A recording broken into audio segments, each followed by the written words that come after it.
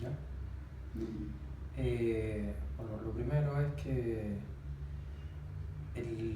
la conceptualización del modelo nace de un reconocimiento, a mi juicio, del momento concreto, de la etapa concreta de tránsito en la teoría de la construcción del socialismo en que se encuentra Cuba en este momento. Yo creo que lo que hay detrás, en primera instancia, es un reconocimiento de que hay justamente un periodo que hay que vencer, que hay ciertas condiciones externas a tu sociedad que están influyendo independientemente de tu voluntad, que Cuba no es un país que está insertado en otro planeta y que necesariamente tiene que jugar bajo determinadas reglas que no puede modificar, que lo que puede hacer es aprender a jugar bajo esas reglas y entonces continuar produciendo un resultado que realmente sepa moverse en esas reglas y pueda conseguir los objetivos que ha tenido durante todos estos años. En síntesis te puedo decir que un primer elemento, probablemente sea el más discutido, el más sensible, está asociado al reconocimiento de la propiedad privada como forma de propiedad en el modelo cubano. Cuando digo el reconocimiento, digo, o sea, no estoy diciendo que sea, estoy planteando justamente que es algo que ya existía y que lo que vamos a hacer es reconocer su existencia y comenzar a regular su comportamiento. Esto tiene un antecedente en el Congreso anterior. La propiedad privada ya se aceptó y se reconoció de manera tácita desde el mismo momento en que en el Congreso anterior autorizamos la contratación de fuerza de trabajo por privado. A la vez que se dio ese paso, aunque no se le llamara propiedad privada, porque también aquí hay dinámicas comunicacionales que ustedes conocen mucho mejor, tú no puedes aterrizar con un concepto, por riguroso que sea, cuando el auditorio no está preparado para entenderlo y escucharlo, y hay que ir paso a paso. Y el primer paso que se dio fue reconocer la posibilidad de contratación de fuerza de trabajo, lo cual era, digamos, yo creo que uno de los dogmas que nos caracterizó durante todos estos años. Fíjate que en los 90 fue el periodo anterior de boom de trabajo por cuenta propia que se aceptó como una opción de empleo y como una opción de generación de oferta. Eso no estuvo nunca permitido. Ocurría, pero no estaba permitido. Las leyes no autorizaban la contratación de fuerza de trabajo en los 90. Tenía que ser familiares de las personas los que trabajaran en los emprendimientos privados, digamos, en las actividades por cuenta propia.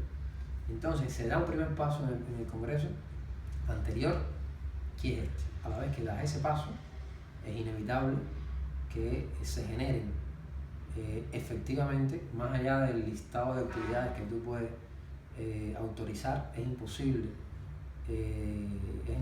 evitar que surjan determinados nuevos emprendimientos y encadenamientos que espontáneamente se van organizando, y eso da al traste que efectivamente 5 años después tienes un sector privado funcionando que eres incapaz de regular porque el primer paso es que no lo estás reconociendo. Entonces, yo creo que como el propio Raúl decía en el informe central, tenemos que dejar atrás los eufemismos, porque luego también esto tenía otras implicaciones.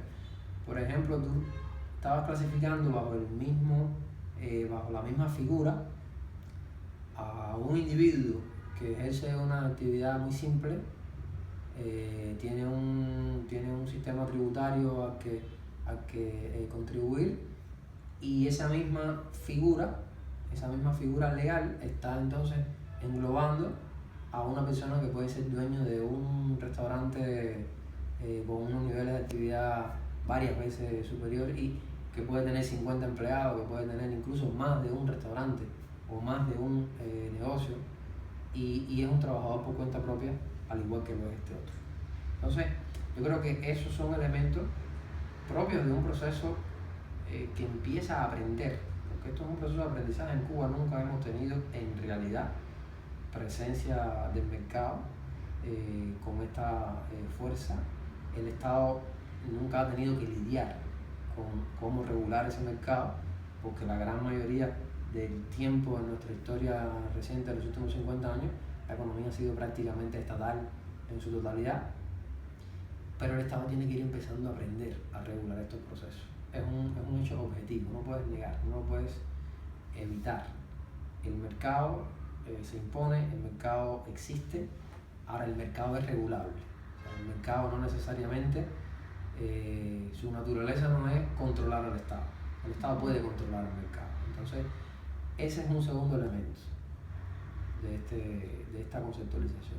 Es el reconocimiento de que el mercado no es sinónimo de capitalismo.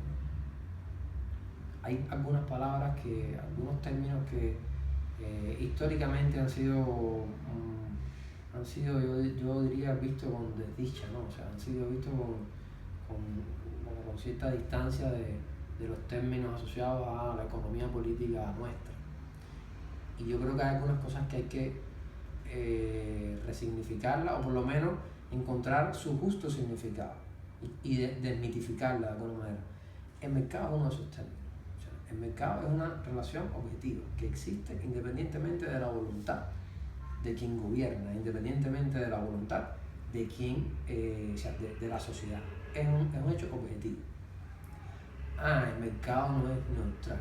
O sea, el mercado es portador de relaciones sociales, el mercado es generador de ideología, el mercado es generador de desigualdades y por tanto el mercado es generador de resultados a determinados plazos que pueden estar distantes de los objetivos que se propone una sociedad alternativa, una sociedad no capitalista. Eso es cierto.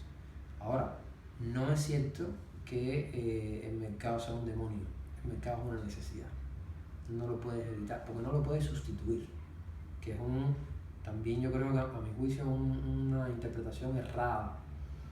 Y cuando digo errada, no lo estoy juzgando en el contexto en donde surgió, sino errada para este contexto, es pretender que hay una contradicción entre planificación y mercado. Porque eso supone que la planificación tiene la capacidad de sustituir al mercado. El mercado es insustituible, no lo puedes sustituir, no puedes quitar el mercado y en su lugar entonces planificar todas las relaciones que se organizan, que tienen lugar entre los agentes. Los agentes se van a organizar. La planificación lo que tiene que vigilar cuáles son los resultados a los cuales genera, a los cuales conduce estos arreglos y entonces intentar corregir esos resultados, o sea, corregir ese rumbo para que no se produzcan resultados indeseables.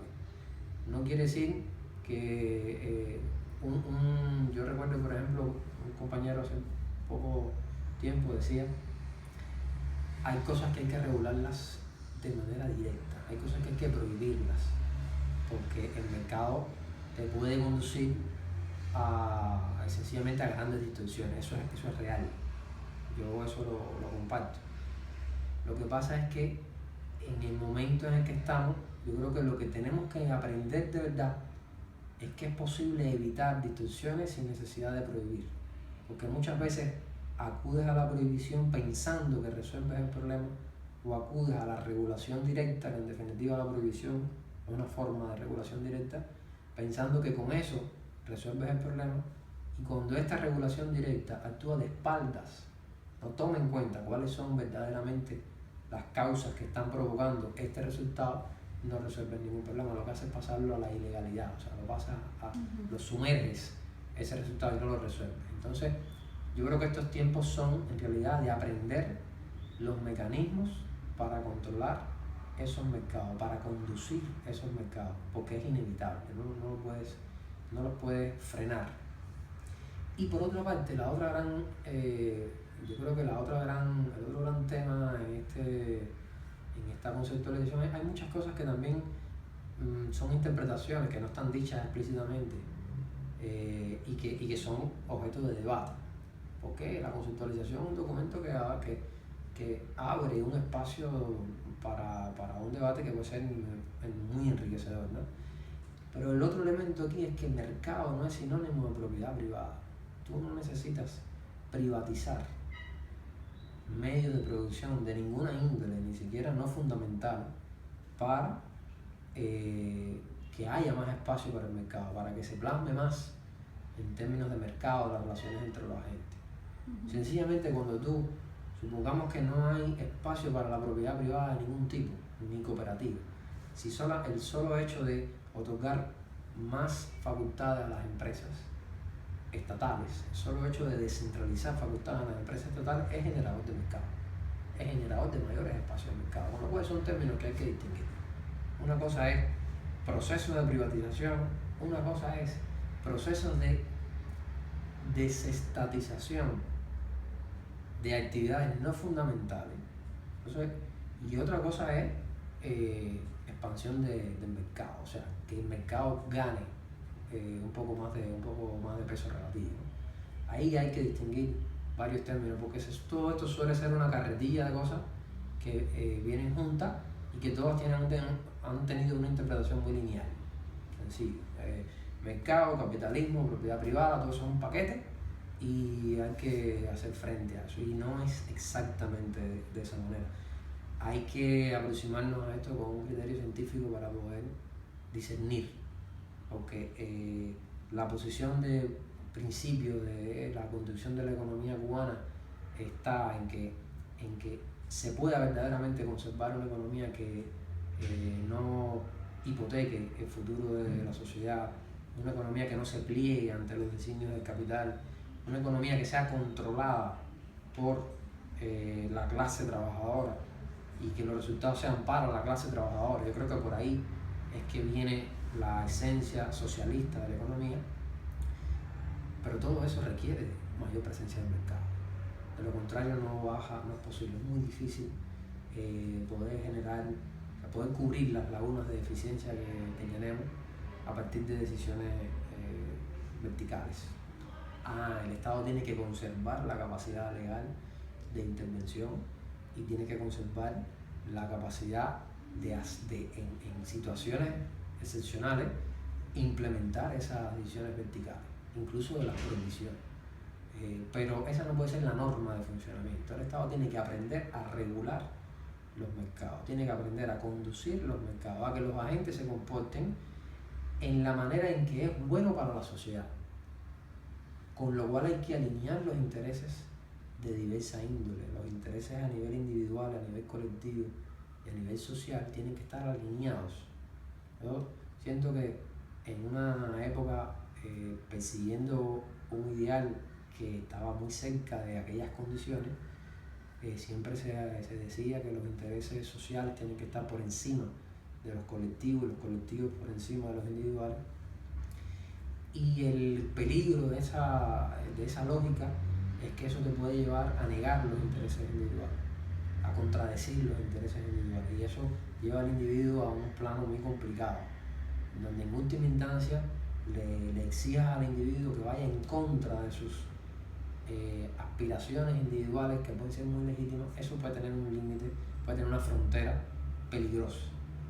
Entonces yo creo que la solución está en no plantearlo como una contradicción, sino en buscar la manera de alinear todos esos intereses, y que cuando el individuo obra en su beneficio, a la misma vez está obrando en beneficio de la colectividad y en beneficio de la sociedad. No es que la sociedad se beneficie con la sumatoria de los beneficios individuales. Ese es el planteamiento básico de la economía convencional neoliberal, que no es justamente esto, es al revés. ¿Qué es lo que es beneficioso para la sociedad? Busquemos la manera de que eso sea beneficioso para las colectividades, para los individuos, y diseña todo el sistema de incentivos para que eso fluya. Yo creo que esta conceptualización es muy perfectible, por supuesto. Todo intento de plasmar en un documento algo tan complejo, yo quizás no lo hubiera ni llamado conceptualización, porque es muy difícil, puede sonar pretencioso, pero por lo pronto yo creo que son este documento en general el Congreso, porque si vamos al documento del plan de desarrollo, ahí hay mucha conceptualización también en el plan de desarrollo. Yo creo que es muy importante el debate que se va a producir porque hay una riqueza. Nosotros tenemos que aprovechar mucho mejor la riqueza intelectual que hemos formado. Yo creo que hay mucha gente con mucha posibilidad de aportar, mucha gente con ansias también de aportar soluciones a millones de problemas, que hay que diseñar las formas sistemáticas en donde esto pueda aprovecharse mucho más. Y esto yo creo que va a ser un buen ejercicio, un buen ejemplo en este sentido. No sé si se me está quedando algo de la conceptualización, pero creo que en esencia por ahí van algunas de las ideas fundamentales.